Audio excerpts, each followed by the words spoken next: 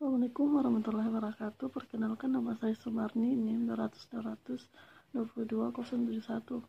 Baik, di sini saya akan menjelaskan tentang pengawasan pembangunan daerah. Pengertian pengawasan daerah. Pengawasan penyelenggaraan pemerintahan daerah adalah proses kegiatan yang ditujukan untuk menjamin agar pemerintahan daerah berjalan sesuai dengan rencana dan ketentuan peraturan perundang-undangan yang berlaku. Pengertian perencanaan. Perencanaan adalah sasaran atau target perusahaan dan menetapkan bagaimana untuk mencapainya dalam melangsungkan kegiatan produksi. Diperlukan proses perencanaan dan pengawasan yang baik. Pengawasan adalah proses di mana perusahaan menganalisis jalannya proses perencanaan yang telah ditetapkan. Kemudian pengertian pengawasan dan perencanaan pembangunan. Pengawasan adalah pembangunan rangkaian kegiatan yang memiliki objek yang sama menjadi perkembangan melaksanakan pembangunan agar senantiasa sesuai dengan rencana. Perencanaan pembangunan daerah adalah suatu proses perencanaan tahapan kegiatan yang melibatkan berbagai unsur pemangku kepentingan di dalamnya guna pemanfaatan dan pengalokasian dalam sumber daya yang ada dalam rangka meningkatkan kesejahteraan sosial dalam lingkungan wilayah daerah dalam jangka waktu.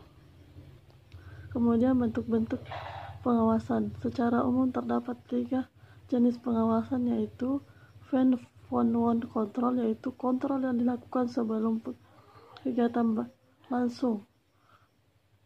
Concuren kontrol, yaitu kontrol yang dilakukan saat kegiatan berlangsung, dan feedback control, yaitu kontrol yang dilakukan setelah kegiatan selesai.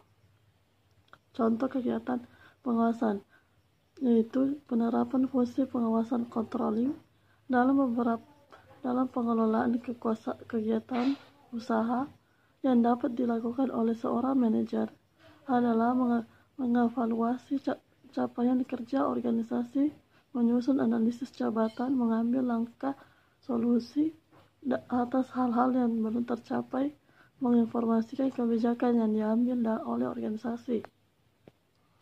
Kemudian pengawasan yang baik seperti apa, yaitu karakteristik pengawasan yang efektif dapat dirinci sebagai berikut.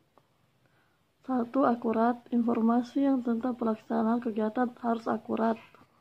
2. Tepat waktu. Informasi harus dikumpulkan, disampaikan, dan evaluasi secepatnya bila kegiatan perbaikan harus dilakukan segera. 3. Objektif dan menyeluruh. Proses pengawasan biasanya paling sedikit ada 5 tahap, yakni menetapkan standar pelaksanaan, penentuan pengukuran pelaksanaan kegiatan, pengukuran pelaksanaan kegiatan, perbandingan dengan standar evaluasi, pengambilan tindakan koreksi bila perlu. Bagaimana cara melakukan pengawasan yang efektif? Pengawasan harus mendukung sifat dan kebutuhan kegiatan. Pengawasan harus objektif, teliti, dan sesuai dengan standar yang digunakan. Pengawasan harus luas dan fleksibel. Pengawasan harus serasi dengan pola organisasi. Pengawasan harus ekonomis. Pengawasan harus dimengerti.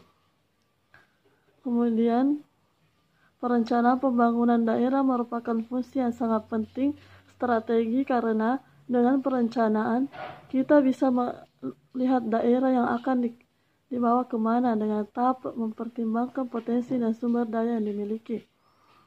Tujuan pengawasan adalah untuk menghindari kemungkinan adanya terjadinya penyelewengan dan penyimpanan baik yang bersifat anggaran ataupun proses dan kewenangan. Kemudian objek pengawasan meliputi perangkat daerah dan atau unit kerja perangkat daerah di lingkungan pemerintah daerah, sekolah SD dan SMP, puskesmas, pemerintah daerah atau kelurahan, perusahaan daerah, pusda, badan usaha milik negara, daerah. Urusan kegiatan didanai dari APBD Kabupaten Purbalingga.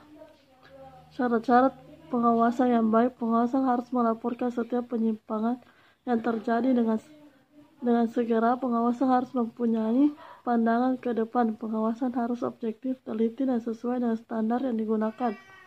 Pengawasan harus luas dan fleksibel. Sekian dan terima kasih. Assalamualaikum warahmatullahi wabarakatuh.